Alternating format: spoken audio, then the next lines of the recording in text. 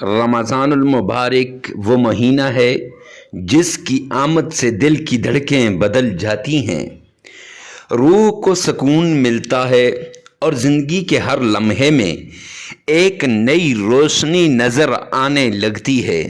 یہ مہینہ صرف روزہ رکھنے کا نہیں بلکہ دل کی صفائی، روح کی تربیت اور ایمان کی تازگی کا ہے۔ آج جو ویڈیو آپ سے شیئر کی جا رہی ہے، یہ ویڈیو نہیں ہے بلکہ زندگی کو، مقدر کو، نصیب کو بدلنے والا وہ عمل ہے جس سے آپ کی روح، آپ کے ایمان اور آپ کے سارے جسم کو تر و تازگی ملے گی، روح کو بھی تازگی ملے گی، ایمان کو بھی تازگی ملے گی، دل کی صفائی ہوگی۔ یہ مہینہ ہمیں یاد دلاتا ہے کہ اللہ کی رحمت ہر جگہ ہے، ہر دل تک پہنچ سکتی ہے، ہر آنکھ کو آنسوؤں کے ذریعے سکون مل سکتا ہے۔ جب ہم سحر میں جاگتے ہیں اور اپنے رب کے حضور گڑ گڑاتے ہوئے دعا کرتے ہیں یا افطار میں اپنے رب کے سامنے ہاتھ اٹھاتے ہیں، تو یہ وہ لمحے ہیں جو ہمیں یہ احساس دلاتے ہیں کہ زندگی کی اصل دولت دنیاوی مشغولات میں نہیں بلکہ اللہ کے قرب میں ہے۔ رمضان ہمیں نیکی کرنے اور دوسروں کے دکھ بانٹنے کا پیغام دیتا ہے۔ آج کی یہ ویڈیو آپ کے لیے چھوٹا سا سفر ہے، روحانی لمحوں کا، ایمان کی روشنی کا اور دل کو چھو جانے والے احساسات کا۔ آئیے مل کر اس مہینے کی برکتوں کو، اس کی روحانیت کو، اس کے جذبات کو دنیا میں قدم رکھیں اور اپنے دل کو رمضان المبارک کے نور سے منور فرمائیں۔ یہ رمضان نہیں ہے بلکہ یہ وہ مہینہ ہے جو دلوں کو قریب کرتا ہے، آنکھوں کو اشک بار کرتا ہے اور روح کو روشنی بخشتا ہے۔ معزز سامعین کرام، اس میں کسی بھی نماز کے بعد جب آپ اس سورت کا ورد کریں گے جو ابھی ہم آپ کو بتائیں گے، تو انشاءاللہ اس سے آپ کی زندگی میں اللہ رب العزت کی طرف سے ایک انقلاب آ جائے گا اور آپ کی زندگی آسان ہونے لگے گی، ساری مشکلات ختم ہو جائیں گی۔ جب ہم اس سورت کا ورد کسی بھی نماز کے بعد آہستہ آہستہ کرتے ہیں یا سنتے ہیں تو دل خود بہت نرم ہو جاتا ہے، آنکھیں آنسوؤں سے بھر جاتی ہیں اور روح کو ایک عجیب سا سکون اور رحمت کا احساس ہوتا ہے۔ ہر لفظ ایک دعا بن کر دل میں اترتا ہے، ہر آیت ایک روشنی کی کرن بن کر روح کو روشن کر دیتی ہے۔ معزز سامعین کرام، ہم جس وقت یہ عمل کریں تو اس بات کا خاص خیال رکھیے گا کہ عمل کے دوران اپنی مصیبتوں کو، مشکلات کو، تکالیف کو، پرابلمز کو، ساری کو ایک ایک کر کے اپنے رب کے سامنے رکھیں۔ کہیں ایسا نہ ہو ادھر آپ یہ عمل کر رہے ہوں اور ادھر باتیں کر رہے ہوں۔ حضرت حسن بصری رحمہ اللہ رحمۃ واسعہ فرماتے ہیں کہ ہمارا استغفار، ہمارا وظیفہ بھی ایسا ہے کہ اس پر استغفار کیا جائے، یعنی ہمیں مانگنے کا طریقہ ہی نہیں آتا، ہمیں اپنے رب سے کلام کرنے کا طریقہ ہی نہیں آتا۔ تو اس لیے میرے بھائیوں، رمضان کے مہینے میں اپنی مشکلات کو اپنے رب کے سامنے رکھتے ہوئے، اپنی ان تکالیف کو اپنے رب کے سامنے رکھتے ہوئے اس سورت کا ورد کیجئے۔ انشاءاللہ یہ سورت آپ کو کہ دل کو نرم کر دے گی، آپ کی آنکھوں کو انشاءاللہ آنسو بہانے پہ مجبور کر دے گی۔ ادھر آپ کی آنکھ سے آنسو ٹپکے گا، ادھر میرے رب کی رحمت کو جوش آئے گا اور میرے رب کی رحمت وسیع ہو جائے گی، آپ پر میرے رب کی رحمتوں کے دروازے کھل جائیں گے اور روح کو ایک عجیب سکون سا اور رحمت کا احساس ہو جائے گا۔ ہر لفظ ایک ایک دعا بن کر دل میں اتر جائے گا، ہر آیت ایک روشنی کی کرن بن کر روح کو روشن اور منور کرے گی۔ رمضان کا مہینہ وہ مہینہ ہے جس میں دل کی گہرائیوں میں چھپے گناہوں کی صفائی، ایمان کی تازگی ممکن ہوتی ہے۔ قرآن پاک کی اس سورت کے وظیفے کے ذریعے آپ اپنے دل کے بوجھ کو ہلکا کر سکتے ہیں۔ معزز سامعین کرام، اس سورت مبارکہ کو جب آپ پڑھیں گے، اس کا ورد کریں گے، نہ صرف یہ ورد زبان سے ہوگا بلکہ دل سے ہوگا۔ ہر لفظ پہ غور کریں گے، ہر آیت کے معنی کو محسوس کریں گے اور اللہ کے قریب ہونے کے اس لمحے کو اپنے دل میں محفوظ کریں گے، کیونکہ یہ لمحہ رمضان کے مہینے میں آپ کی روح کے لیے انمول تحفہ ہے۔ تو اس لیے اپنی رحمتوں کو، اپنی عزتوں کو، اپنی ساری رفتوں کو سمیٹنے کے لیے آپ نے اس سورت کا ورد کرنا ہے۔ کسی بھی نماز کے بعد 5 منٹ کے لیے بیٹھ جائیں اور اللہ کے حضور سر کو جھکا لیں اور پھر اس عمل کو شروع کر لیں۔ انشاءاللہ یہ عمل آپ کی زندگیوں کو بدل دے گا۔ اب وہ عمل کیا ہے، وہ کون سی سورت ہے اور اس کے ساتھ کون سی آیت پڑھی جائے گی اور کون سا اللہ کا نام پڑھا جائے گا، اس کو سننے کے لیے معزز سامعین کرام آئیے چلتے ہیں اس عمل کی طرف۔ لیکن ایک ریکویسٹ کرتا چلوں کہ کمنٹ سیکشن میں لکھ دیجئے گا آمین یا رب العالمین، تاکہ ہماری دعائیں، جو دعاؤں کا سلسلہ شروع کیا ہے، اس میں آپ کا بھی نام ہو سکے۔ اور اس کے ساتھ ساتھ معزز سامعین کرام، جو بھی اس ویڈیو کو سنے گا، جو بھی دعا مانگے گا، اس میں آپ کا حصہ ہو جائے گا۔ اللہ رب العزت عمل کی توفیق عطا فرمائے۔ آئیے چلتے ہیں اس پیارے عمل کی طرف۔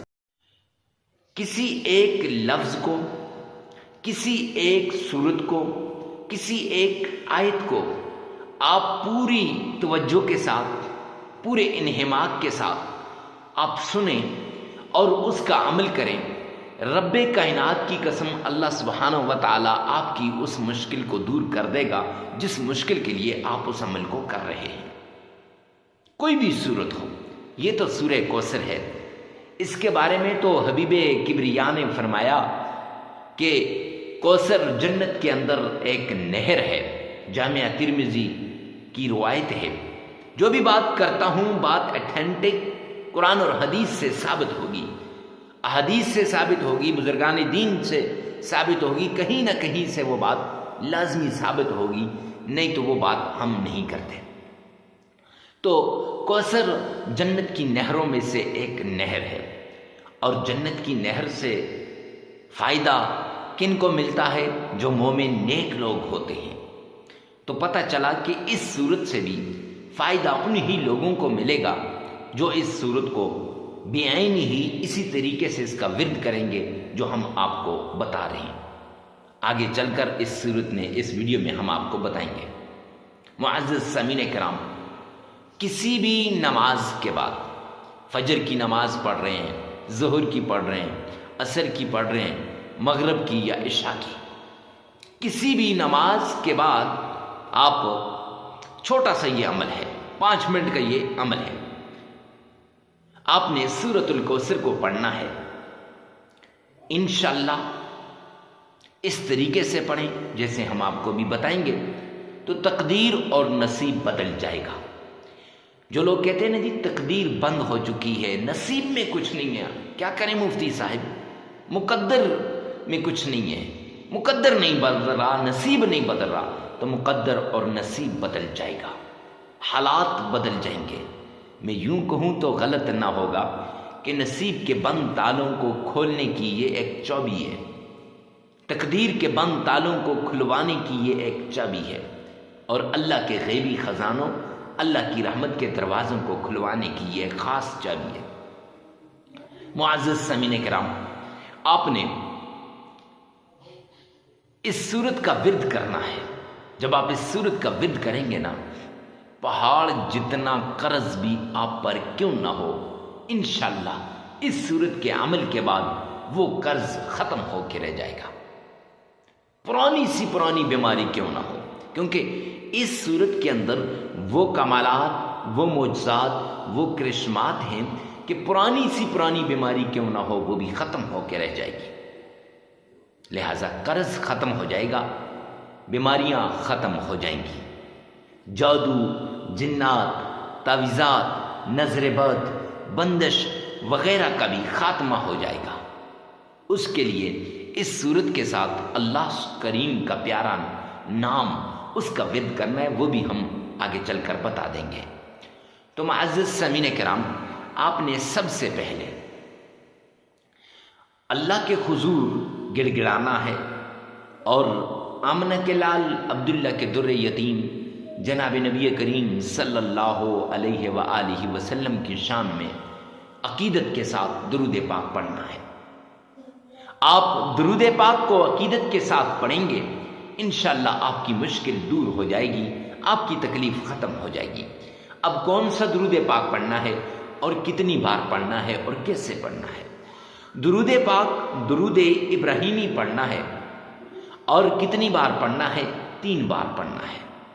معزز سامعین کرام، آپ کہیں گے کہ مفتی صاحب آپ نے کہا تھا کہ ہر بات حدیث سے ثابت بات ہم آپ سے شیئر کریں گے، بتائیں گے، تو یہ درود پاک 3 مرتبہ کہاں سے ثابت ہے؟ 5 مرتبہ، 7 مرتبہ، 11 مرتبہ کیوں نہیں؟ جامعہ ترمذی جلد 2 کی روایت ہے، سرور کونین تاجدار مدینہ جناب نبی کریم صلی اللہ علیہ وآلہ وسلم نے فرمایا، جو شخص 3 مرتبہ مجھ پر درود پاک بھیجتا ہے وہ اللہ سبحانہ و تعالیٰ کی ذمہ داری میں آ جاتا ہے۔ لہٰذا آپ بھی اللہ کی ذمہ داری میں آ جائیں گے۔ اور پڑھنا کیسے ہے؟ آئیے میرے ساتھ مل کر پڑھیے گا۔